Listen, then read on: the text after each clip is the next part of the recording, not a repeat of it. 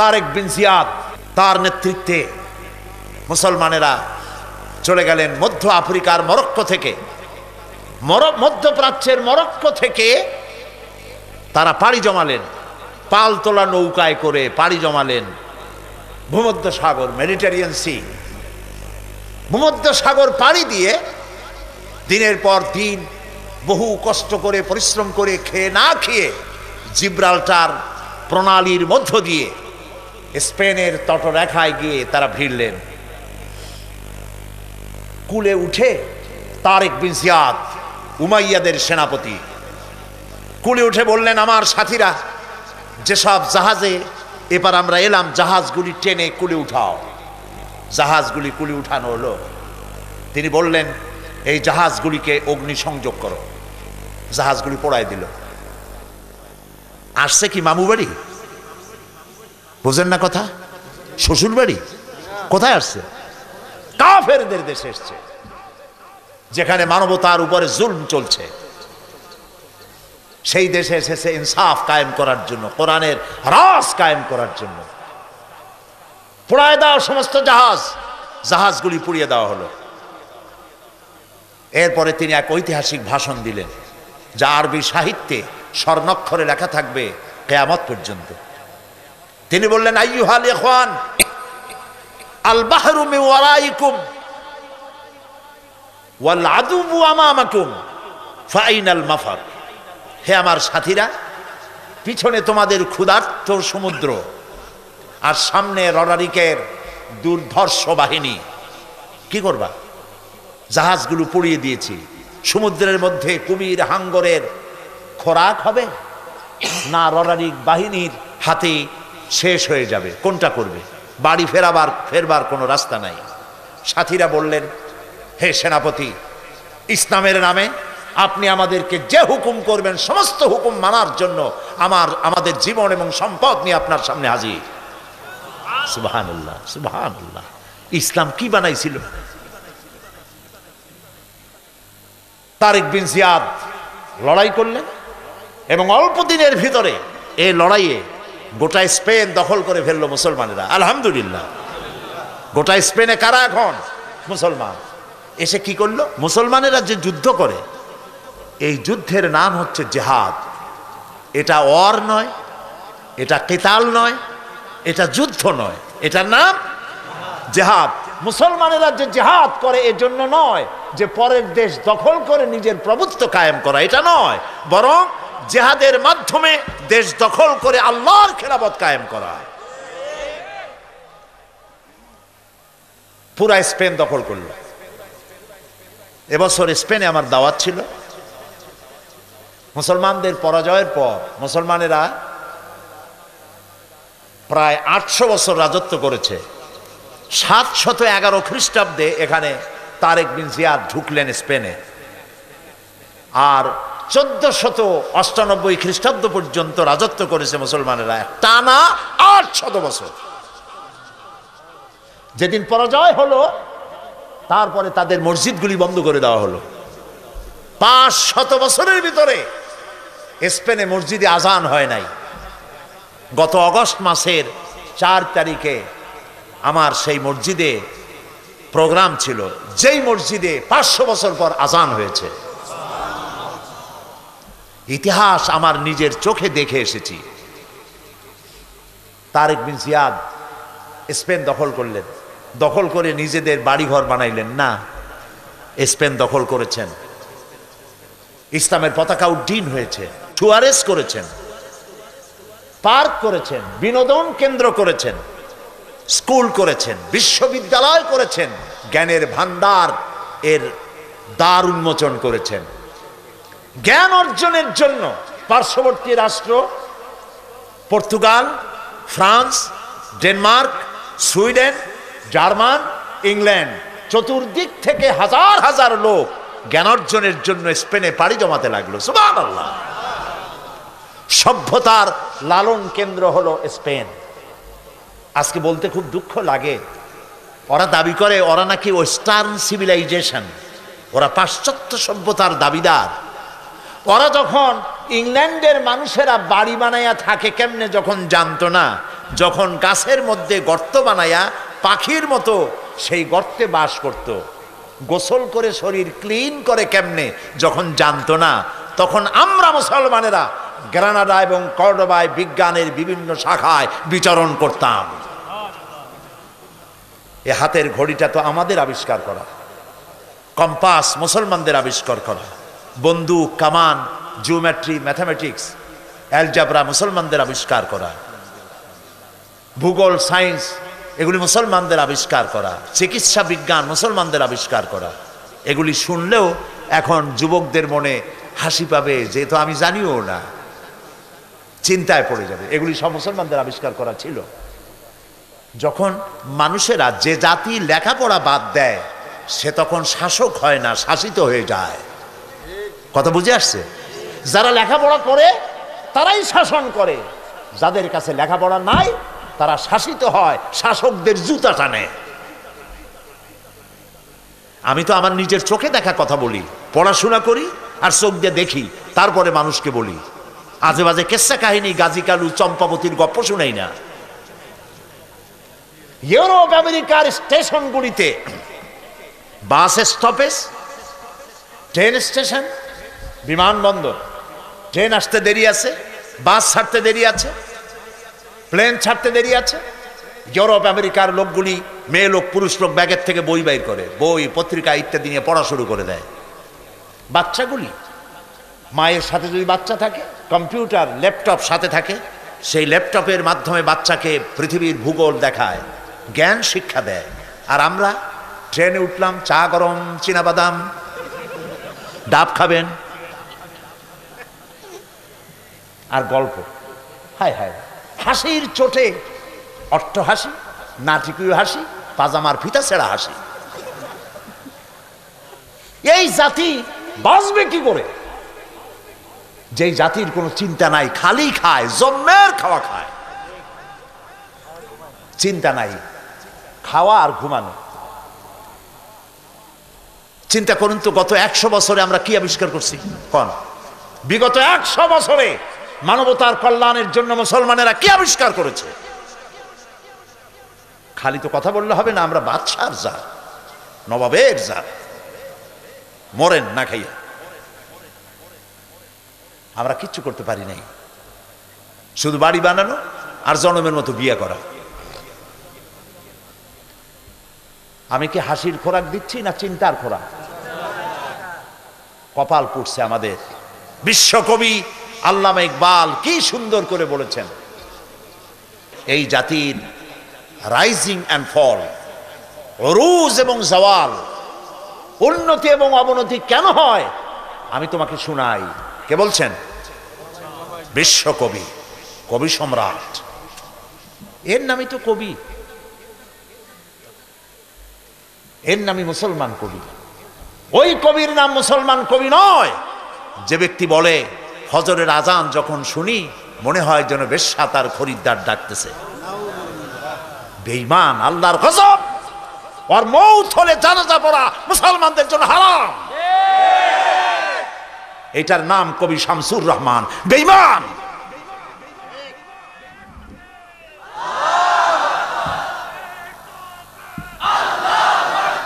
মুসলমান নামের কলঙ্ক। একে গত 5 বছরে যারা ক্ষমতায় ছিলেন তখনকার প্রধানমন্ত্রী তাকে পুরস্কৃত করেছেন, করবেনই। তিনি যে ধরনের চিন্তার, কবিও সেই ধরনের চিন্তা। বিশ্বকবি, কবি সম্রাট আল্লামা ইকবাল লেখাপড়া করেছেন অক্সফোর্ডে। দাড়ি ছিল না, খালি একজোড়া মোষ। আমি চিন্তা করলাম যে এই কবি দাড়ি টাড়ি নাই, খালি মোষ, তার প্রত্যেকটি কবিতা কোরআনের ব্যাখ্যা। কেমনে হইল? আমি খুব চিন্তায় ছিলাম কেমনে হইল।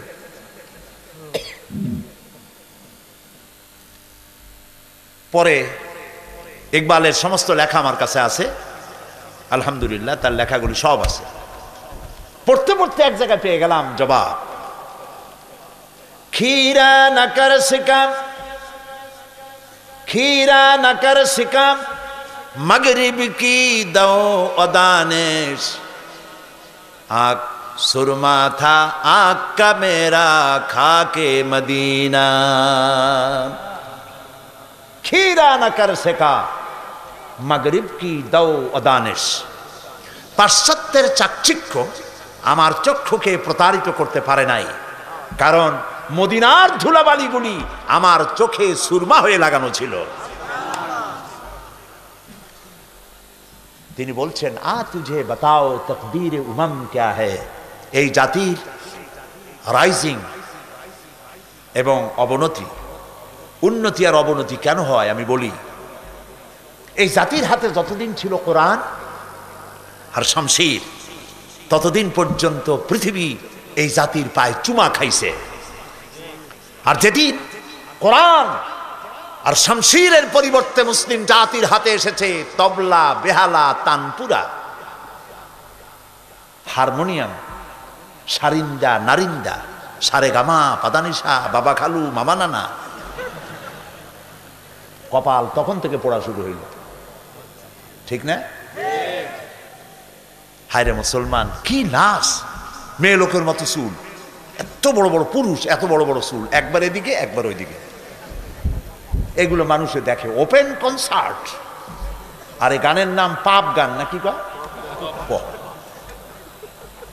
কপাল পোড়া এগুলো মুসলমান নাউযুবিল্লাহি মিন যালিক আল্লাহ রহম করুক জাতির উপরে বলি আমিন আমিন চলুন আবার ফিরে যাই স্পেনে সেখানে জ্ঞান বিজ্ঞানের চর্চা হচ্ছে পৃথিবীর চতুর্দিক থেকে হাজার হাজার মানুষ জ্ঞান অর্জনের জন্য আসতেছে এখানে দর্শন লেখা হচ্ছে বিজ্ঞান লেখা হচ্ছে এখানে তাফসীর লেখা হচ্ছে তাফসীর প্রেমিক আলেমদের কাছে তাফসীরে কুরতুবী এখনো উত্তম পাঠ্য তাফসীর এই কর্ডোবায় লেখা হয়েছিল আল্লামা কুরতুবী এখানেই তৈরি হয়েছিলেন আল্লামা রুশদ এখানেই তৈরি হয়েছিলেন শ্রেষ্ঠ দার্শনিক রিসার্চ হলো বিরাট বিরাট লাইব্রেরি তৈরি হলো হাজারো লাখো বইপত্র দিয়ে ভরে গেল সুবহানাল্লাহ তারেক বিন জিয়াদ মসজিদ তৈরি করলেন কর্ডোবায় এটার নাম হলো কর্তুবা আরবি নাম আন্দালুসিয়া এলাকার নাম আন্দালুসিয়া এখনো সাইনবোর্ড লেখা আছে আমরা যখন যাচ্ছিলাম রাস্তার দুই ধারে দেখছি আন্দালুসিয়া আমি যখন মাদ্রিদে চলে গেলাম মাদ্রিদে প্রোগ্রাম ছিল আমার 3 দিন থাকবো স্পেনে আমি আমার হোস্ট যারা দাওয়াত করেছে তাদের বললাম যে যত প্রোগ্রামই তোমরা করো আমাকে কর্ডোবা এবং গ্রানাডা নিতেই হবে কারণ এগুলির ওয়াজ করছি চোখে দেখিনি আমাকে নিয়ে যাইবা তারা বললো এর দূর যাবেন কেমনে আমি বললাম যেমনে হয় যাবো ইনশাআল্লাহ ওরা গাড়ি টাড়ি রেডি করলো ফজরের নামাজ পড়ে রওনা করলাম বাড়ির ধারে না বনপাড়া আর রাজশাহী না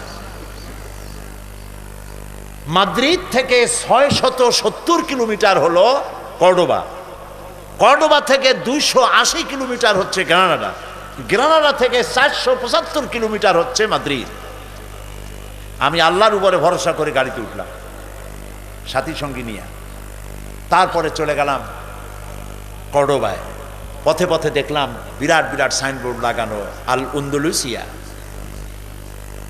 জৈতুন দিয়ে গোটা দেশকে আল্লাহ ভরে ফেলেছেন জৈতুন অলিভ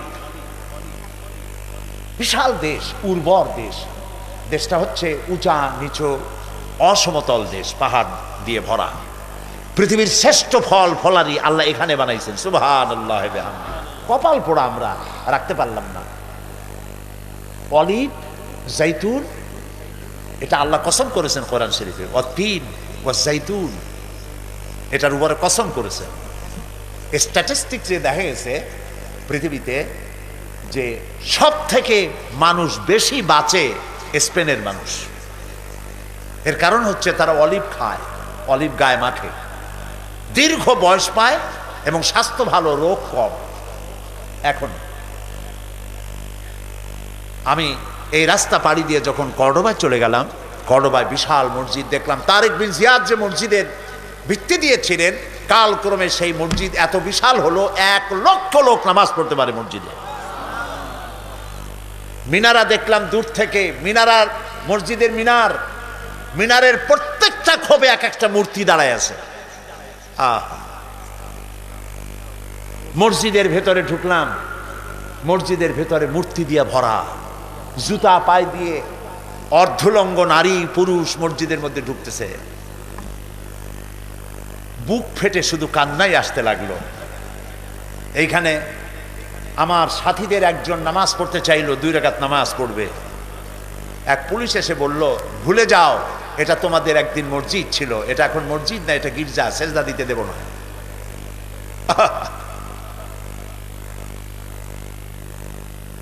অসংখ্য মূর্তি দিয়ে মসজিদ ভরা।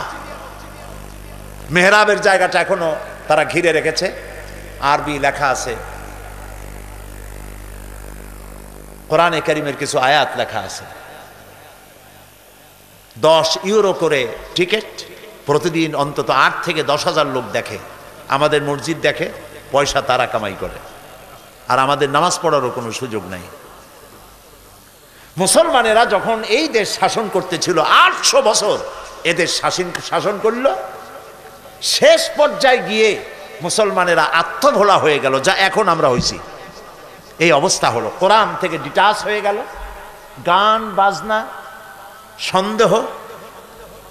আমি আতাউর রহমান সাহেবকে বিশ্বাস করি না, উনি আমাকে বিশ্বাস করেন না, আমি ওনাকে সন্দেহ করি, উনিও আমাকে সন্দেহ করেন। নেতাদের অবস্থা এই হয়ে গেল, পারস্পরিক সম্পর্ক বিনষ্ট হয়ে গেল, ঐক্য আর রইল না। ইসলামের মধ্যে মন গড়া অনেক কিছু চালু হয়ে গেল, যা এখন হয়েছে আমাদের দেশে। এই অবস্থা যখন হলো, তখন রানী ইসাবেলা তখন ক্ষমতায় ছিলেন। রানী ইসাবেলা তিনি অতর্কিতভাবে সাম্প্রদায়িক হামলা শুরু করে দিলেন। মুসলমানেরা ছিল বিক্ষিপ্ত, যুদ্ধের জন্য প্রস্তুত ছিলেন না। শুরু হলো মুসলমানেরা দৌড়াইতে লাগলো। রানী ইসাবেলার থেকে ঘোষণা করা হলো যে মসজিদের ভিতরে যারা আশ্রয় নেবে তাদেরকে নিরাপত্তা দেওয়া হবে, আর মুসলমান নারী আর শিশুদের জন্য ভূমধ্য সাগরে জাহাজ রাখা হয়েছে, যারা জাহাজে উঠবে তাদেরকে নিরাপত্তা দেওয়া হবে, তাদেরকে মরক্কো পৌঁছে দেওয়া হবে। সরল বিশ্বাসে মুসলিম নারী আর শিশুরা গিয়া জাহাজে উঠলেন, জাহাজ ছেড়ে দেওয়া হলো। কিছু দূর যেতে না যেতেই জাহাজগুলো ছিল ফুটা, পানি প্রবেশ করে মুসলিম নারী আর শিশু হাজার হাজার সলিল সমাধি হয়ে গেল। 40,000 মুসলমান ঢুকেছিল কর্ডোবার মসজিদে, বাইরের থেকে তালা বন্ধ করে দেওয়া হলো দরজা, ভিতরে কেরোসিন ঢেলে দিয়ে আগুন জ্বালায় দেওয়া হলো। 40,000 মুসলমান পুড়ে ভস্ম হয়ে গেল। যারা বাইরে ছিল তাদেরকে হত্যা করা হচ্ছিল। পাশেই একটা ছোট্ট নদী, নদীর পাশে গিয়ে দাঁড়ালাম, আমার বুক ফেটে কান্না আসতে লাগলো।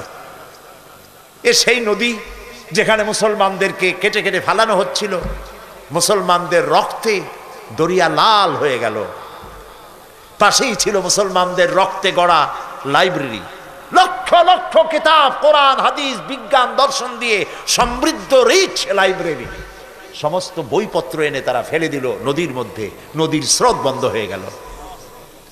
আমেরিকা, ইউরোপ সভ্যতার দাবিদার, এরা সভ্য। হাজার হাজার বছর পর আজ আবার এই আমেরিকানরা আবার যখন ওই ঘটনার শত শত বছর পরে ইরাক দখল করল, ইরাকে ঢুকেই হাজার বছরের আরব সভ্যতার সব নিদর্শন কিতাবপত্র তারা পোড়াইয়া চুরি করিয়া লুট করে শেষ করে ফেলেছে। এরা কোনো সভ্য জাতি নয়। পৃথিবীতে সভ্যতার দাবি করতে পারে কেবলমাত্র একমাত্র ইসলাম আর ইসলাম। আহা, মুসলমান শেষ হয়ে গেল।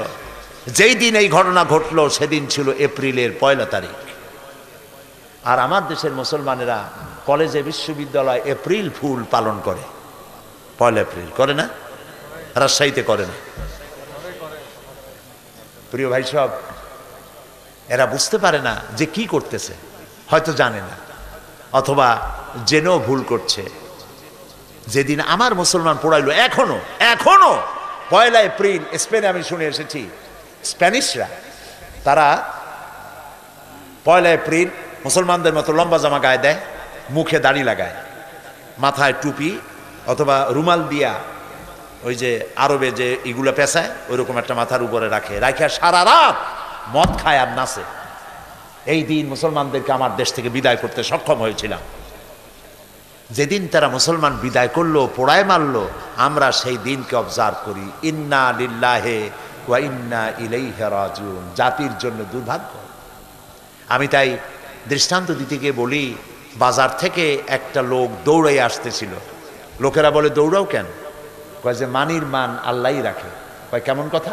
কয় আব্বার সাথে গেছিলাম বাজারে, বাজারের লোকেরা আমার বাপের জুতা দিয়া এমন পিটাইলো, আল্লাহর রহমতে আমারে কিচ্ছু করতে পারে নাই। মানির মান আল্লাহই রাখে। ওর বাপের জুতা দিয়ে পিটায় আর ওরে কিছু করে নাই, এটা তার গৌরবের বিষয়। আমার মুসলমান মারলো, পোড়াইলো যেদিন, সেই দিন এপ্রিল ফুল পালন করে মুসলমানের সন্তানেরা। নাউজুবিল্লাহ।